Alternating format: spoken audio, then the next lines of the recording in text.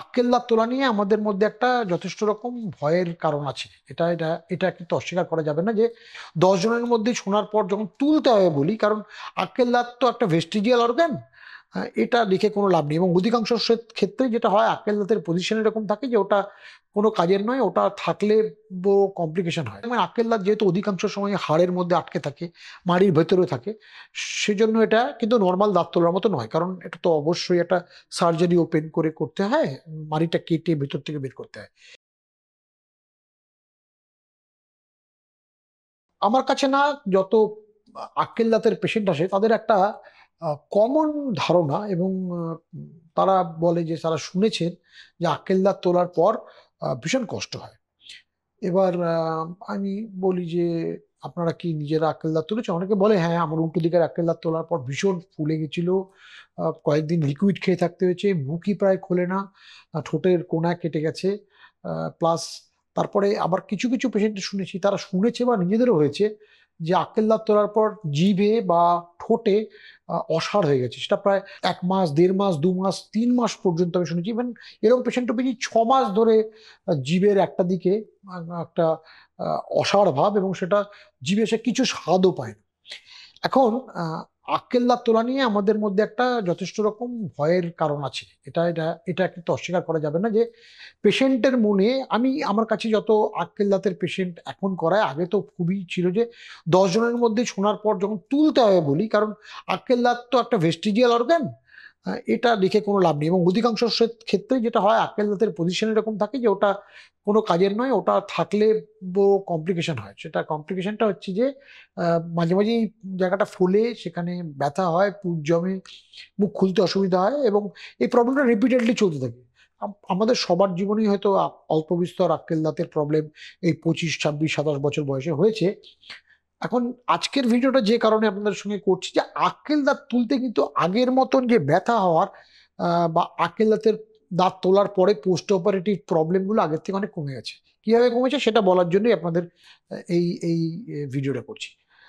যখন আজ থেকে ধরুন ৩০, ৩৫, ৪০ বছর আগে আপনারা নিশ্চয়ই শুনে থাকবেন আক্কেল দাঁত যেহেতু অধিকাংশ সময় হাড়ের মধ্যে আটকে থাকে, মাড়ির ভেতরে থাকে, সেজন্য এটা কিন্তু নর্মাল দাঁত তোলার মতো নয়, কারণ এটা তো অবশ্যই একটা সার্জারি ওপেন করে করতে হয়, মাড়িটা কেটে ভেতর থেকে বের করতে হয়।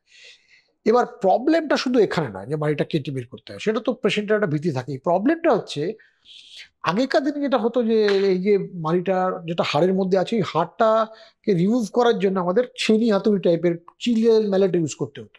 সেটা তো একটা খুবই ভীতিপ্রদ একটা ব্যাপার। জিনিসটা ঠকঠক করে আওয়াজ হতো, প্লাস অনেকের জ ডিসলোকেশন হয়ে যেত।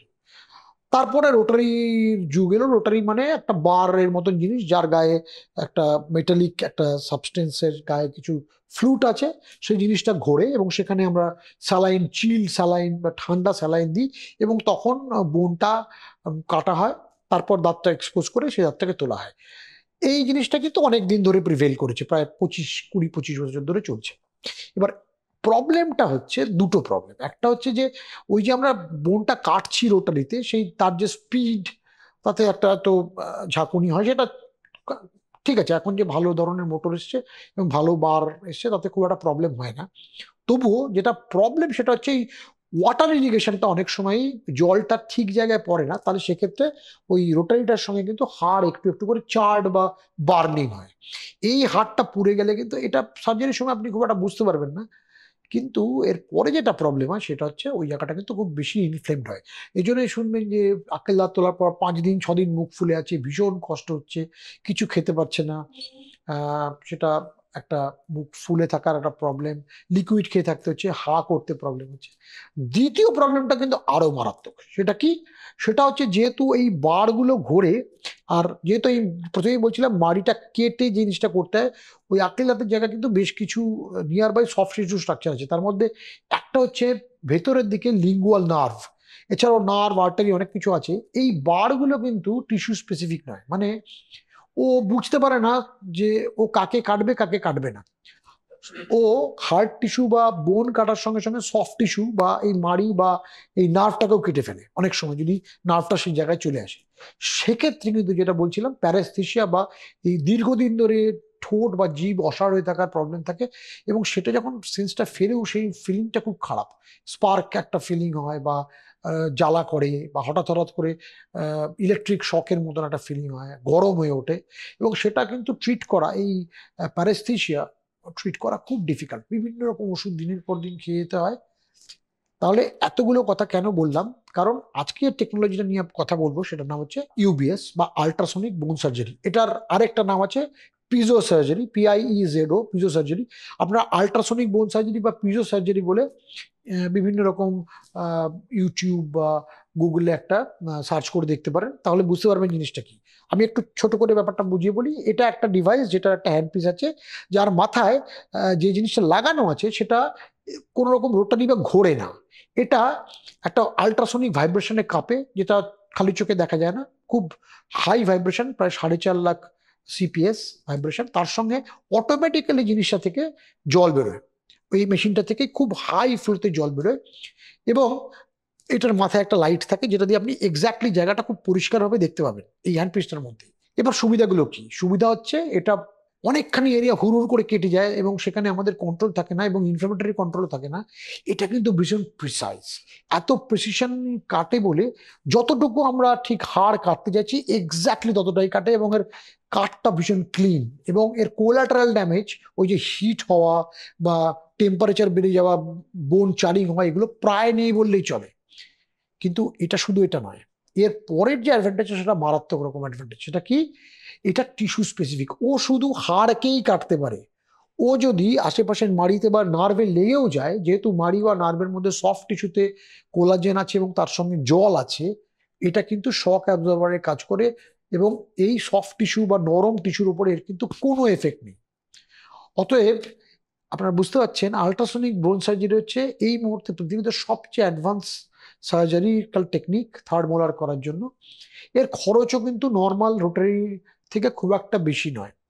অতএব আপনার যদি আক্কেল দাঁত তোলা নিয়ে ভয় থাকে, আপনি ভাবেন যে সার্জারিটা খুব বেশি হয়, বেশি এমন একটা হতে পারে যেখান থেকে প্রবলেম হতে পারে, যেটা হতেই পারে, কারণ বারবার বলছি রোটারি টেকনিকে এই সাইড এফেক্টগুলো অবশ্যই আছে।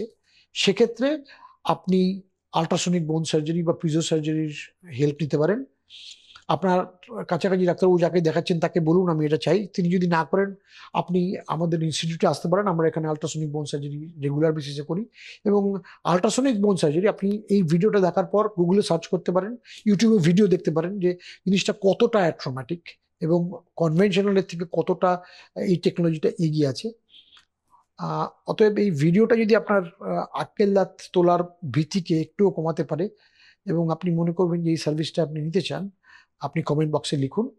এই সংক্রান্ত আল্ট্রাসনিক বোন সার্জারির আরো অনেকগুলো রকম সার্জারি করা যায়, অনেক ধরনের সার্জারি, সেটা নিয়ে পরে আরেকদিন ডিসকাস করবো। শুধু আল্ট্রাসনিক বোন সার্জারি নিয়ে আজকে আক্কেল দাঁতের অ্যাপ্লিকেশন নিয়ে বললাম। এই সংক্রান্ত কোনো প্রশ্ন থাকলে কমেন্ট বক্সে লিখুন। এই চ্যানেলের টিম, আমাদের ওডোন্টোরা টিম অবশ্যই তার উত্তর দেবে। আর এই সার্জারিটা আপনার আক্কেল দাঁত তোলার যদি দরকার থাকে, এবং সেটা যদি আপনি তুলতে চাইছেন না, টাল বাহানা করছেন, ভয় পাচ্ছেন, আপনি মনে রাখবেন সেই আগের মতন কমপ্লিকেশন কিন্তু আর এতে হয় না। এর পরবর্তীকালে কোনো একটা নতুন এপিসোডে নতুন কোনো একটা টপিক নিয়ে আপনাদের কাছে আসবো। আজকের মতন বিদায় নিচ্ছি।